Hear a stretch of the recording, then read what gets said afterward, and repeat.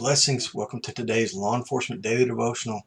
Today, we'll get into the book of Daniel for just a little bit. And I got to tell you, I was really excited because as a kid growing up, going to Sunday school, man, when I found out we were reading about Daniel, I was always really excited. Daniel and David were just two men that I loved hearing their stories, and they're always so cool. And today is no exception. We're going to get into one that is just really cool, but it's really has a good message for us, a good takeaway. Today, our reads were out of Jeremiah 49 and Daniel 1 and 2. Jeremiah chapter 49 gets into some of the prophecies, or it's all about the prophecies of the people that were in the path of Nebuchadnezzar as he's moving and he's exiling the entire Middle East. I mean, he's taking over everything as he goes. And he takes over Judah, and we've been building up to this for days. So when we get into Daniel chapter 1, we see that Daniel and his three buddies, who it depends on, if you're looking at their Hebrew names or their Babylonian names, they're different. But Daniel's name it stays Daniel throughout the book, but his name was changed to Belteshazzar. It doesn't really matter. But anyway, so these four guys, we're going to read a lot about them. And just real quickly for background, they're picked because they were the nobles. They were handsome men, and they were very sharp and smart, and they were educated. So they come in as teenagers, and they go into this 3-year training program to acclimate them to the ways of the Chaldeans. And it kind of serves as twofolds. It will give King Nebuchadnezzar some administrators or people who know people that work for him, but yet they have all the information for all these people that he's brought in and exiled, so they can explain traditions and religious things to him that he may not understand about the people.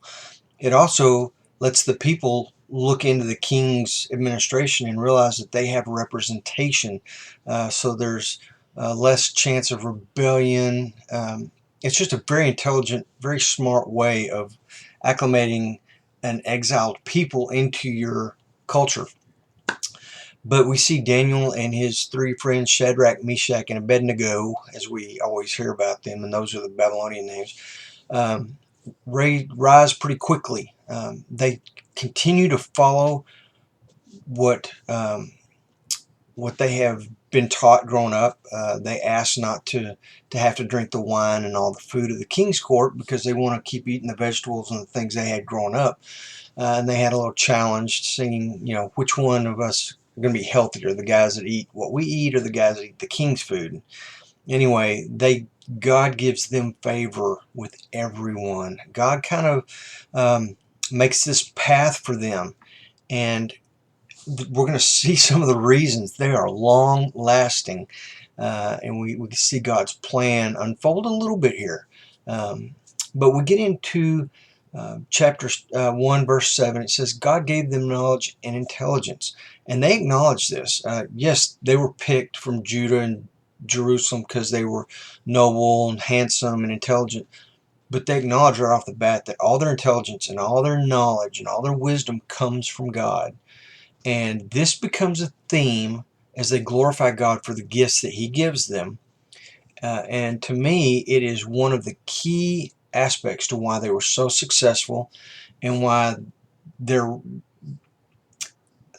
place was fixed in not just King Nebuchadnezzar's royal advisors. His place was firm and secure in there, but he went on to advise King Cyrus and the next king. And I mean, he was around for a long time, well into his 70s and 80s. They continued to look to him for wisdom.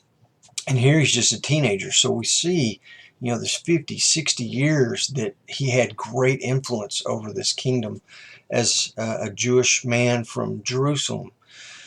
But it was all from God, and he always acknowledged it was from God. He was a very humble man. What an interesting statement. He's humble, and God blessed him continuously. We get into verse 20, King Nebuchadnezzar. Once they got done with their, I'd say King Nebuchadnezzar, once they got done with their 3 years of training, they go before King Nebuchadnezzar and he questions them to see if they're worthy to be in his council. And he finds that these 4 men are 10 times smarter and wiser than all the magicians and conjurers in his realm, which only makes sense because magicians and conjurers use deception um, to fool people into thinking they're really wise. Daniel and his 3 buddies, their wisdom comes from God. Their wisdom is absolute truth. There's no comparison from absolute truth to magic. Just no comparison. And King Nebuchadnezzar recognizes this and promotes him. In 218, Nebuchadnezzar has this dream. It's a mystery. He's not going to reveal it to anybody. He's like, I'm not going to tell you what my dream is so you can interpret it. You tell me what my dream was and then interpret it. And all the magicians and the conjurers are like, oh, we can't, nobody, no human being can do this. So he orders that they all be killed. Daniel realizes it. He prays to the God of mysteries. Deuteronomy 29:29, God tells us there's going to be mysteries in this life that human beings are not going to be able to figure out. Only God has the key to those. Daniel knows this and he prays to the God of mysteries and he said, Lord, would you show me this mystery and spare our lives?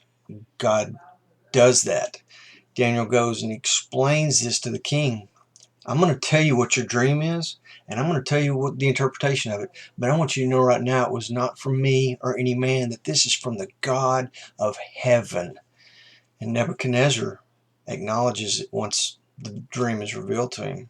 Yes, there is a God in heaven. Your God is the God of gods. And Nebuchadnezzar realizes this, and it's a really cool story. Hope you're able to read it. Let's be a humble people and acknowledge God for any gift that we have, whether it's wisdom or it's a talent of music or your memorization of law where you can quote it back. Let's give God the glory and the credit for giving us these gifts. These are not of us. They're from Him and they're blessings. Tomorrow's read, just look at the last slide, take a picture of it, whatever you need. It's not going to be any more reading than we normally have, but it's going to look like a lot. So anyway, till then, you guys be safe, and I'll see you tomorrow.